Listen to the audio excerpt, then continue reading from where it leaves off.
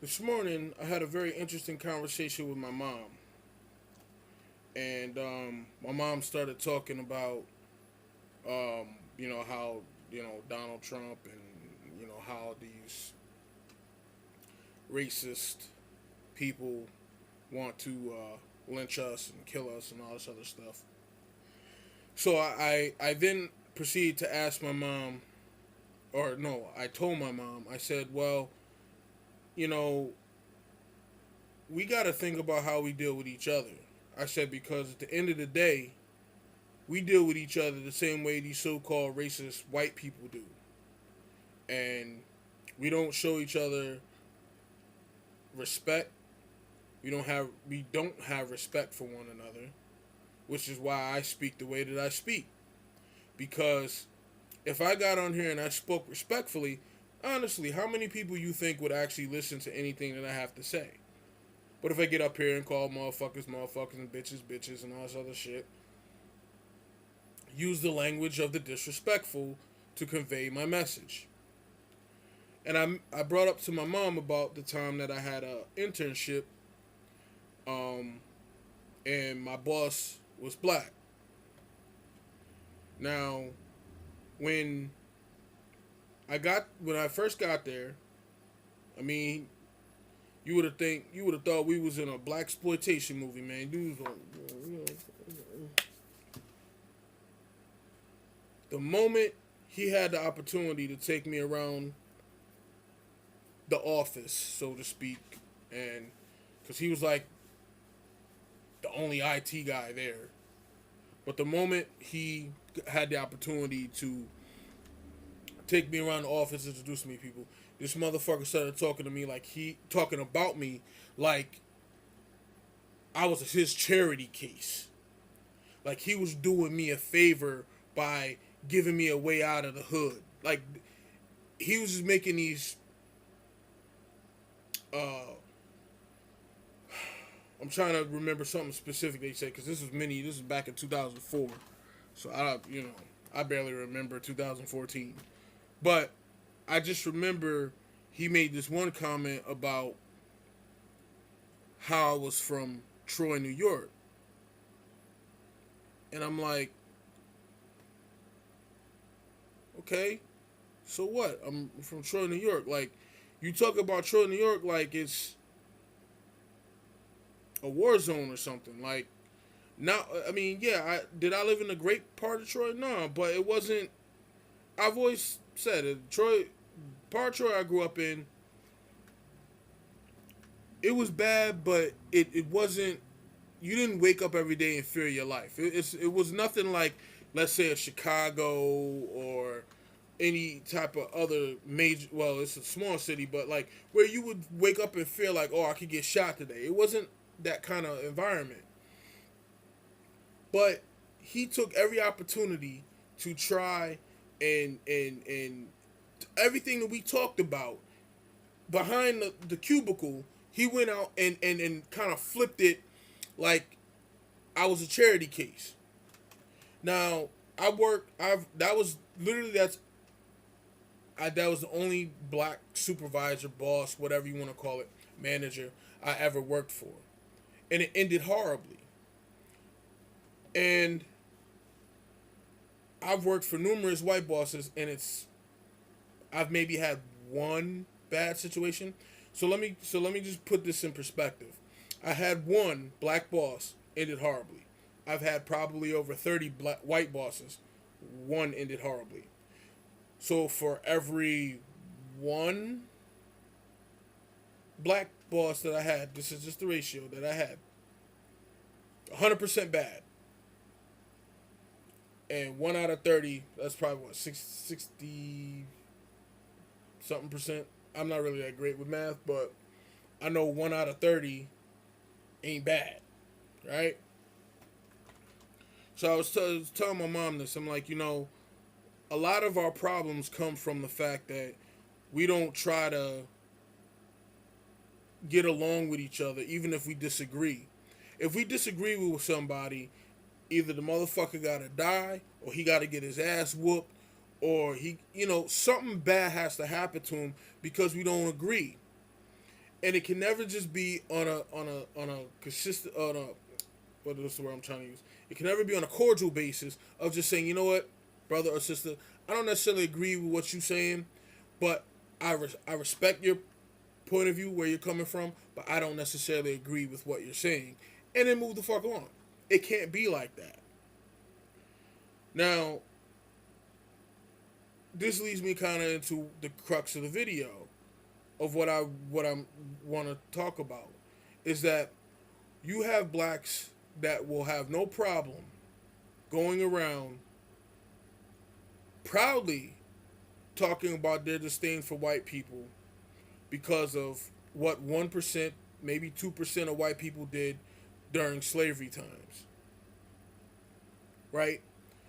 They will judge a whole race based on the actions of few because of whatever the case may be.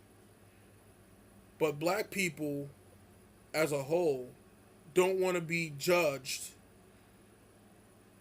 on the actions of one individual or a few individuals. They complain about that. Oh, they use the code word thug. They use this. They use that hoodlum. Black folks don't want to be judged based on the actions of others or the actions of direct ancestors who may have been a hardened criminal, a rapist, a killer. They don't want to be judged on that. But they have no problem judging white folks based on the actions of their ancestors, sometimes not even their ancestors, just their race. No problem at all. Now, I'm a man of fairness. I know history too. I love history. History was my favorite subject in school. I love learning about history. And the problem, there's always a problem when you only want to talk about what other people are doing, but you don't want to talk about what your people are doing. That can always cause a rift. Because at the end of the day, we all have houses we need to clean. And to sit there and only talk crap about other people's houses and how they need to clean their house when your house is just as junkier, if not worse, then that breeds resentment. Then you bring in the culture of the liberal left of saying, if you offend us, if you rebut what we say and it offends us, then you're racist. You are purposely breeding an environment of hostility where you have two groups of people who quote unquote have issues. But just what you're saying is because one group was dominant for so long, they have no right to express how they feel. And because this other group over here has been subjected for so long, they have every right to say what they want to say, no matter how ridiculous it sounds, but they have every right to say what they want to say. I don't think that's right, and I don't think that's fair. Here's the thing. If a black person can go around and call me nigga all day, and I don't have a problem with a white person doing it. Because at the end of the day, you would think if the word nigga was so bad, black people wouldn't say it amongst themselves like that. As it flows off the tongue just like air. You know what I'm saying? Be fair in your dealings. Be honest in your dealings. Don't be intellectually dishonest about things that you talk about. Don't get on video talking about how white women wearing braids is a problem, but you don't talk about black women wearing weave, which doesn't look like their actual Negro cut, kinky curly hair. Not majority of it don't. Some do, majority of it don't.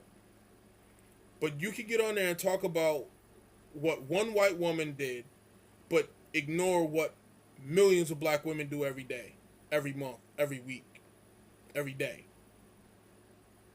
That's not right. And that's the type of environment that creates the hostility that bubbles and simmers underneath the top thin layer of the illusion of equality when it should be about equity. And when people start really understanding the difference between equality and equity, then things will turn around, and then there will be some type of improvement. But at the end of the day, black people really need to stop holding a whole race accountable for what 2% of that race did. Because if two, here's the thing, we're a much smaller population in this country, but we commit considerably way more crime. Over 50% of the crime we commit. There is statistical proof to say that any other group, race in this country has the right to view us as violent, hardened criminals. They have that right. They have the statistics to say that. Now, you can break it down however you want to break it down and say it's because of this, say it's because of that.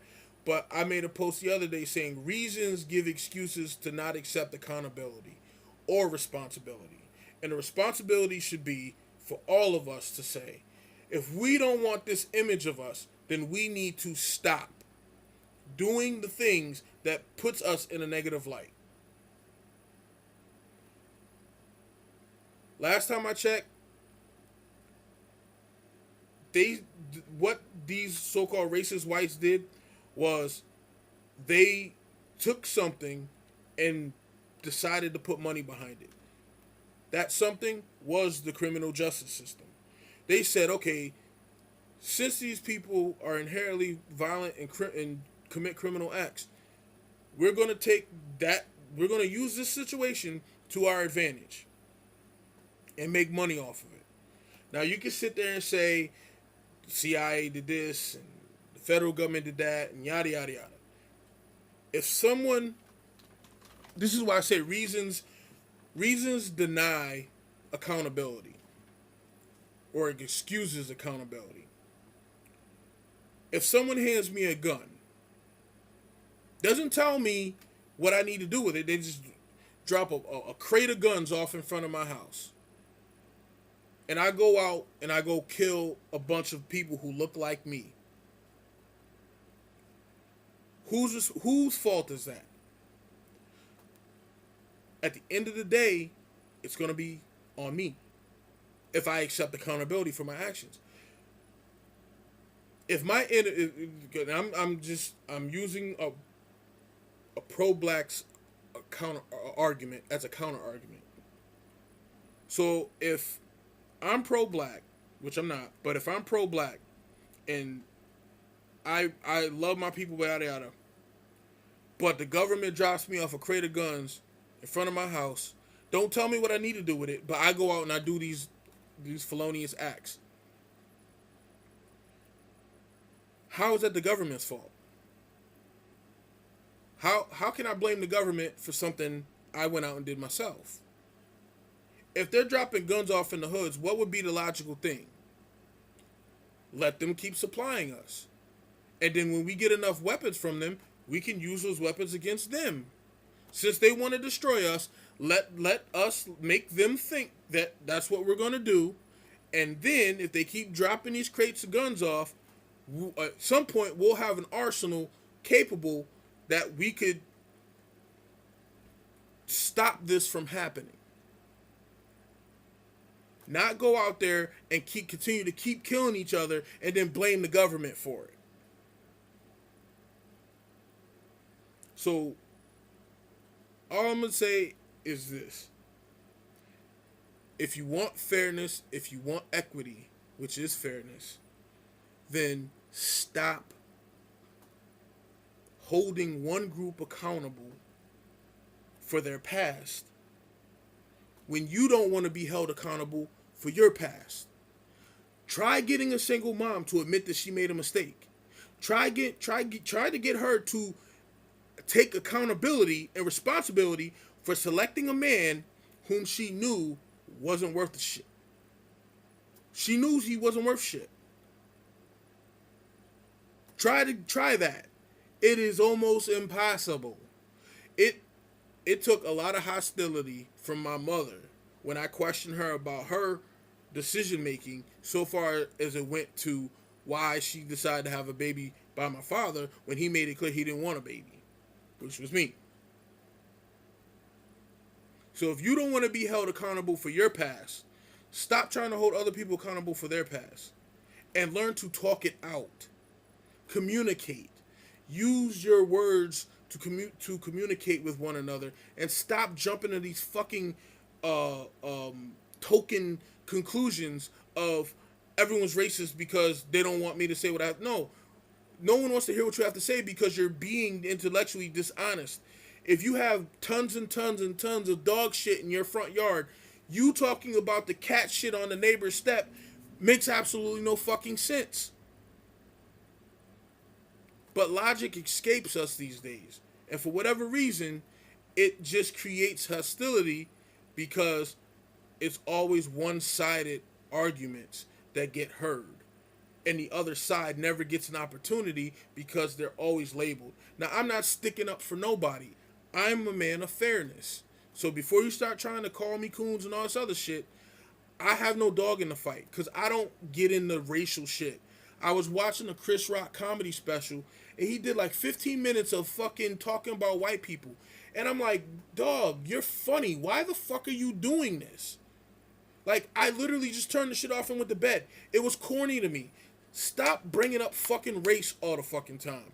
If you're not going to sit down and talk to the people you have an issue with, shut the fuck up. Period.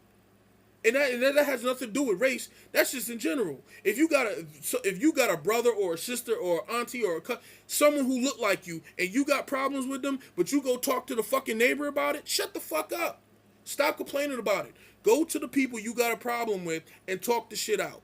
If they don't want to hear you, move the shit on. Hey, that's what people tell me about my pops, right? I have issues with what the fuck he did. People say get over this shit, move on, live your life, right? So I'm doing that, and y'all take that same advice, y'all do that. If they don't want to hear you, move the fuck on in life, do what you gotta do. Period to end. Alright, like, share, subscribe. Peace.